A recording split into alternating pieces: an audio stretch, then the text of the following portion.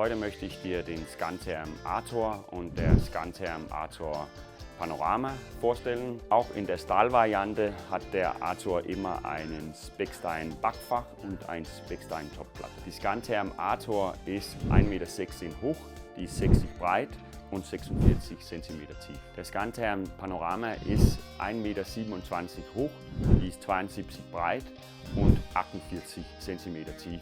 Der Rauchrohrabgang hat einen Durchmesser von 15 cm. Der normale Arthur hat 7 kW Nennwärmeleistung und der Panorama hier hat 9,9. Der Arthur hat ein vergleichsweise sehr großes Sichtfenster. Der Panorama ist natürlich enorm. Der Brennkammer ist mit Vermiculit ausgekleidet. Der hat einen gusseisernen Rost. Wir haben eine Schublade. Der Griff ist außerhalb von der Brennkammer montiert.